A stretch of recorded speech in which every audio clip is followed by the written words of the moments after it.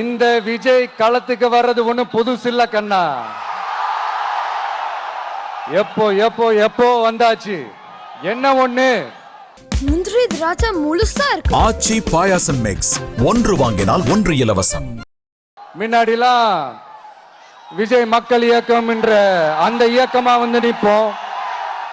இப்ப தமிழக வெற்றி கழகம் என்ற அந்த ஒரு அரசியல் இயக்கமா நிக்கிறோம். அவ்வளவுதான் வித்தியாசம்.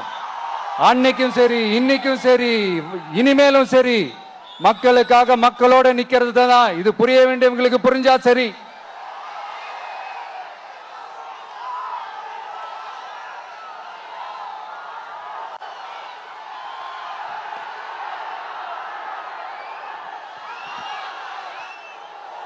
மீனவர்களுக்காக குரல் கொடுக்கிற இதே சமயத்தில் நம்ம தொப்புள் கொடி உறவுகளான ஈழத் தமிழர்கள்,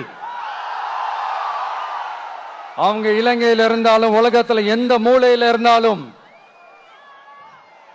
தாய்ப்பாசம் காட்டின தலைவனை இழந்து தவிக்கிற அவங்களுக்காகவும் குரல் கொடுக்கிறது, அவங்களுக்காகவும் நிக்கிறது நம்மளோட கடமை இல்லையா? மீனவர்களோட உயிர் எந்த அளவுக்கு முக்கியமோ அந்த அளவுக்கு ஈழத் தமிழர்களோட அவங்களுடைய கனவுகளும் அவங்களுடைய வாழ்க்கையும் நமக்கு ரொம்ப ரொம்ப முக்கியம்.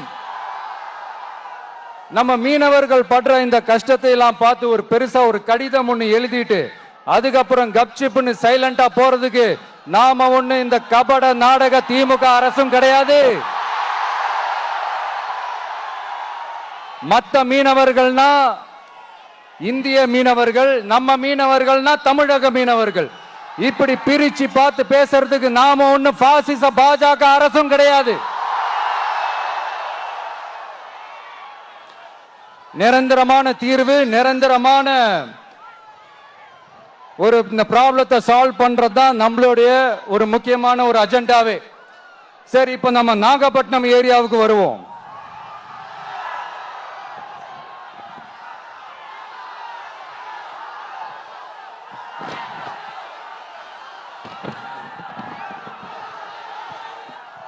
இங்க இருக்கிற மண் வளத்தை பாதிக்கிற இறால் பண்ணைகளை முறைப்படுத்தணும். அப்பதான் மீனவர்களோட வாழ்வாதாரமும் விவசாயிகளோட வாழ்க்கையும் பாதிக்காம இருக்கும். கடலோர கிராமங்களில் மீன் அரிப்புல இருந்து பாதுகாக்கிற அலையாத்தி காடுகளை அழிக்கிறத பத்தி தடுத்து நிறுத்தி அதுக்கு ஒரு வழி பண்ண வேண்டிய அரசாங்கத்துக்கு இதை விட ஒரு முக்கியமான ஒரு வேலை ஒண்ணு இருக்கு. அது என்ன தெரியுமா? சொந்த குடும்பத்தோட வளர்ச்சியும் சொந்த குடும்பத்தோட சுயநலமும் தான் அந்த முக்கியமான வேலை. இங்க இருக்கிற மக்களுக்கு குடிக்க தண்ணி இல்லாம தவிக்கிறாங்க. அதுக்கு தீர்வா காவிரி தண்ணியை கொண்டு வரலாம், மக்களோட தாகத்தை தீர்க்க. கொண்டு வந்தாங்களா?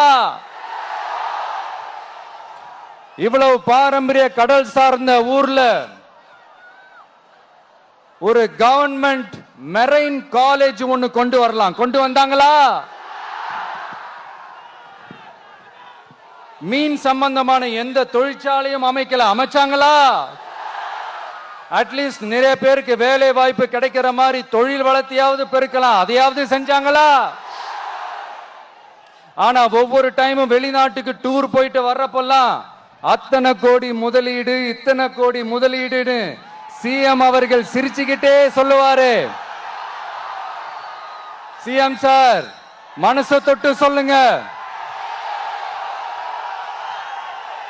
வெளிநாட்டு முதலீடா இல்ல வெளிநாட்டுல முதலீடா?